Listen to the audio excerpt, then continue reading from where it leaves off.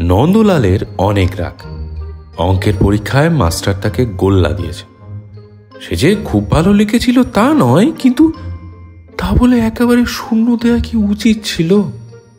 হাজার হোক, সে পুরো একটা খাতা লিখেছিল, তো তার পরিশ্রমের কি কোনো মূল্য নেই? ওই যে ত্রৈরাশিকের অঙ্কটা, সে তো তাই প্রায় ঠিকই করেছিল, শুধু ওই একটুখানি হিসেবের ভুল হয়েছে বলে উত্তরটা ঠিক মেলেনি।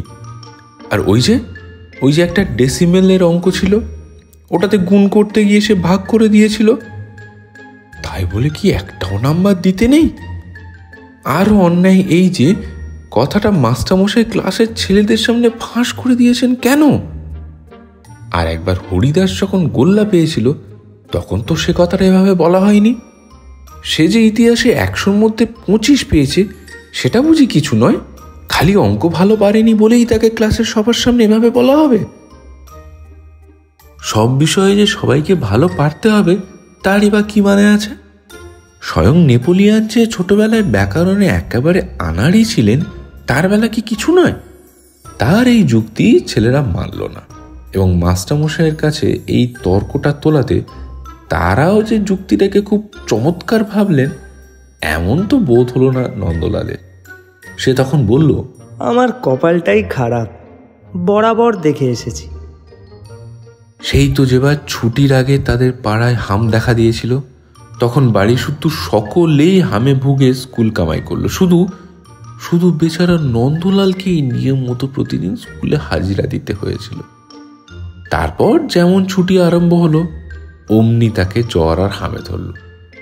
ছুটির অর্ধেকটাই মাটি। সেই যেবার সে মামার বাড়ি গিয়েছিল, সেবার তার মামাতো ভাইয়েরা কেউ বাড়ি ছিলেন কোথাকার এক বদমেজাজি মেশো। তিনি উঠতে বসতে কেবল ধমক আর শাসন ছাড়া আর কিছুই বলতেন না। তার উপর সেবার এমন বৃষ্টি হয়েছিল, একদিনও ভালো করে খেলা জমল না, কোথাও বেরোনোও গেল না।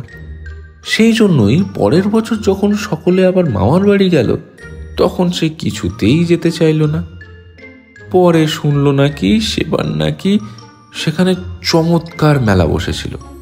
কোন এক রাজার দলের সঙ্গে 25টি হাতিও এসেছিল, আর বাজি যা পোড়ানো হয়েছিল সে একেবারে আশ্চর্য রকম।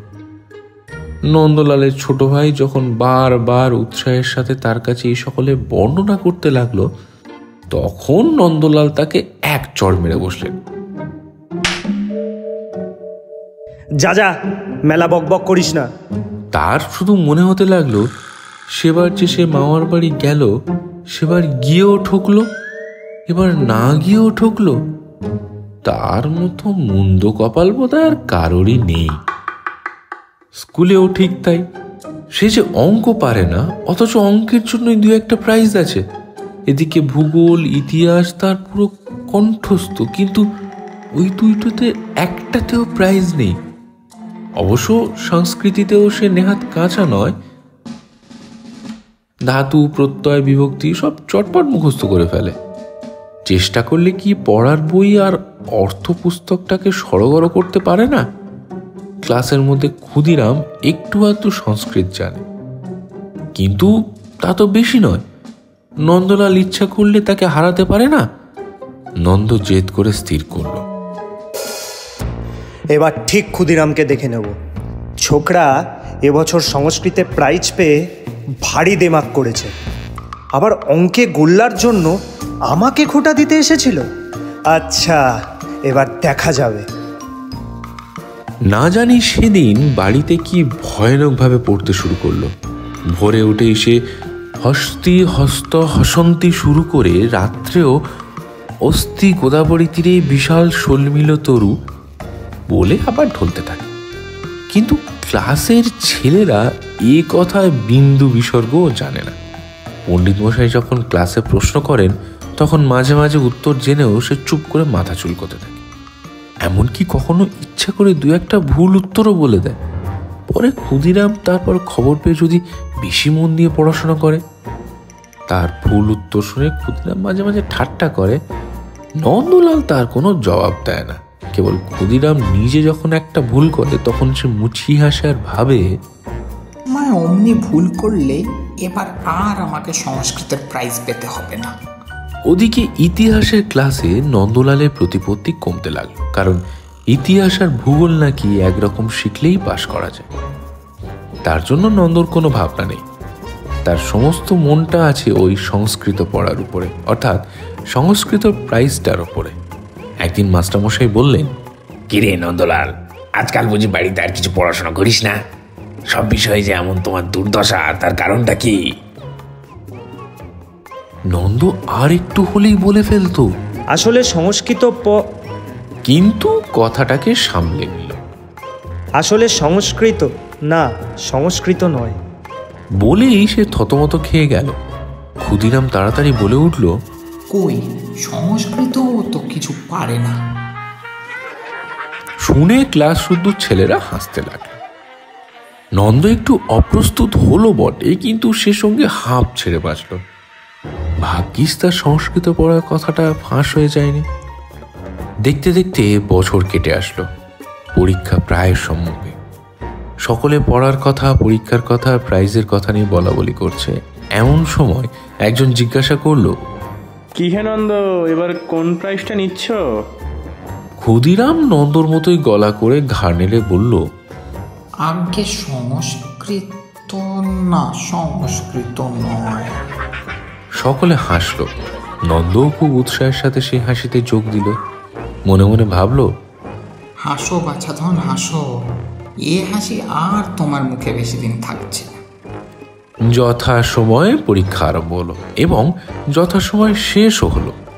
পরীক্ষার ফল জানবার জন্য সকলে আগ্রহী হয়ে বসে আছে। নন্দও রোজ নোটিশ বোর্ড গিয়ে দেখে তার নামে সংস্কৃত প্রাইজ পাওয়ার কোনো বিজ্ঞাপন আছে কিনা। তারপর একদিন হেডমাস্টার মশাই এক তাড়া কাগজ নিয়ে ক্লাসে আসলেন। এসেই তিনি গম্ভীরভাবে বললেন, আচ্ছা শান্ত, আস্তে আস্তে আস্তে।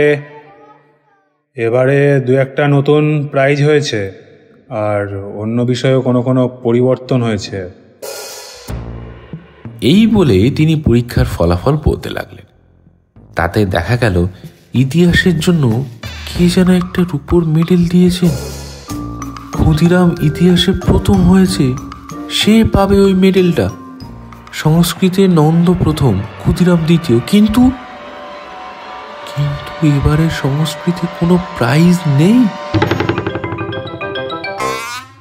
হায় হায়, নন্দর অবস্থা তখন শোচনীয়। তার ইচ্ছা হচ্ছিল সে ছুটে গিয়ে ক্ষুদিরামকে কয়েকটা ঘুষি মেরে দিতে। কে জানতো এবার ইতিহাসের জন্য প্রাইজ আছে আর সংস্কৃত থাকবে না। ইতিহাসের মেডেলটা তো সে অনায়াসেই পেতে পারত, কিন্তু তার মনের কষ্ট কেউই বুঝল না। সবাই বলল, বেড়ালের ভাগ্যে শিখে ছিঁড়েছে, কেমন করে ফাঁকি দিয়ে নম্বর পেয়েছে। দীর্ঘশ্বাস ছেড়ে নন্দ বলল, কপাল মন্দ।